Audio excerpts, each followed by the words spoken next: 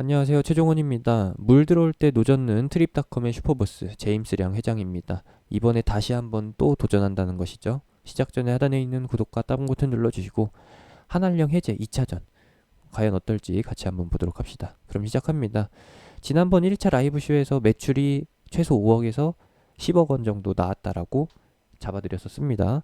핵심은 그거는 숙소 예약이기 때문에 그냥 최소 매출이라는 것이고 그 사람들이 와서 돈을 쓰고 가는 것이 훨씬 더 클 거기 때문에 숙소 잡는 과정에서 나온 매출은 의미가 없다라고 말씀드렸었습니다. 사실상 와서 돈 써줄 물주들이 들어온다는 것에 의미를 둬야 된다는 거죠.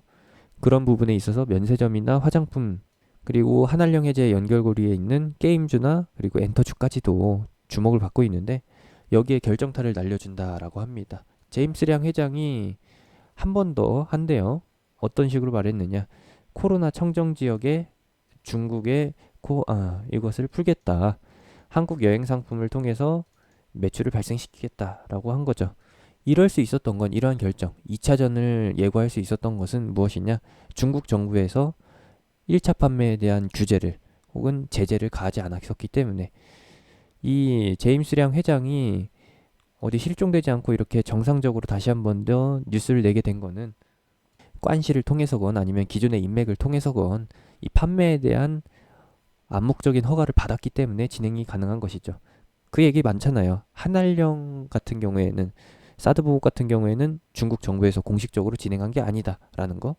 한국이 일본에 대해서 불매운동을 자발적으로 진행한 것처럼 한알령 역시도 사드 보복 역시도 자발적인 거였기 때문에 중국 정부가 전면적으로 나서서 공식적으로 나서서 어떤 특정 회사에 대해서 제재를 가할 수 없는 것이죠. 공식적으로는 그렇던 것이고 제임스 량 회장이 갑작스럽게 실종됐다라고 하면은 그거는 사드 보복의 일환으로 볼 수가 있었을 건데 이건 흘려드려 주시면 되겠습니다. 이번 2차전의 핵심은 아직까지는 언제 실행할 것이다 라는 것이 정해지지 않았습니다. 곧 조만간 판매 일정이 잡히게 된다라는 게 핵심인 것이고요. 1차전에서 판매됐던 상품이 내년 3월까지 유통기한이 있는 상품이다 보니까 이번 상품 역시도 비슷한 기간으로 보면 되겠고 단체 관광만 안 되는 것 뿐이지 다른 거는 다 된다라는 게 공식적인 내용이니까 이번에도 역시나 개별 관광 상품으로 해서 대량의 판매를 진행할 겁니다. 뭐 그런 식으로 진행하면 되잖아요. 개개인이 알아서 구매를 하되 일정은 똑같이 잡는 거. 결제는 개인이 직접 카드로 하든 뭐 전화로 하든 무통장 입금으로 하든 알아서 하는 거고 일정만 11월 1일에서 11월 10일까지 아니죠. 국경절로 잡아야죠. 10월 1일에서 10월 7일까지 일정만 겹치게 잡으면 되는 거잖아요. 그러면은 와서 뭉쳐 다니면은 단체 관광 아닌 단체 관광이죠. 그렇게 해서 규제의 망을 피해갈 수 있는 방법들이 있다라는 거. 그런 식으로 해서 진행할 것 같고 2차전까지 진행되고 나면은 일정 포인트는 10월 1일에서 10월 8일 중국 기준으로는 10월 8일이에요. 국경절을 포인트로 해가지고 간다라는 것만 보시면 될 것 같습니다.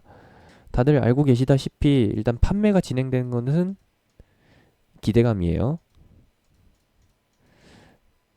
실제로 이 사람들이 여행을 와야지 한국 땅에 발을 디뎌야지 그 기대감이 소멸되면서 실적으로 연결되는 부분이고 여기서부터는 실적 개선 기대감으로 간다라는 거. 이렇게 해서 1, 2, 3 스텝 바이 스텝으로 간다라는 것만 참고해 주시면 되겠고요. 이 모멘텀이 지금 현재 반영되고 있는 거기 때문에 최대 수혜주, 최대 수혜 업종이라고 볼 수 있는 실적 개선 기대감이 제대로 반영되는 화장품 쪽으로 연결이 되는 것이고 그 다음이 이제 면세점, 그 다음이 뭐예요? 엔터죠. 엔터는 관광이랑 상관없으니까요. 이것이 있고 게임 파노 같은 경우에는 정치적 영향권에 포함되어 있는 부분이라서 빨리빨리 진행 안 될 수도 있는데 일단은 이건 역시도 기대감으로 반영될 수 있다. 주식시장과는 논외라고 볼 수도 있겠는데 이번에 트립닷컴에서 인수합병도 검토 중이라고 합니다. 한국 내에 있는 OTA 온라인 여행상품 판매 업체 한 군데를 인수하려고 물색하고 있다라고 하는 것이고 대상은 한국에 있는 1등 OTA 전문 기업이라고 하는데 이거 대충 찾아보니까 답이 나오더라고요. 너무 쉽더라고요. 지금 국내에서 있는 활동 기업들 중에 호텔스닷컴, 엑스페디아 그리고 아고다 같은 경우에는 미국 회사입니다. 중국에서 인수할 수가 없겠죠? 미국 회사니까. 토종 한국 회사 같은 경우에는 이제 야놀자, 데일리 호텔을 먹고 있는 야놀자가 1등인 거고요.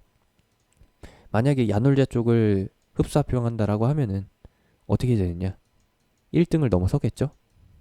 이렇게 되는 효과를 발휘할 수가 있습니다. 근데 여기까지는 관계가 없어요. 왜냐?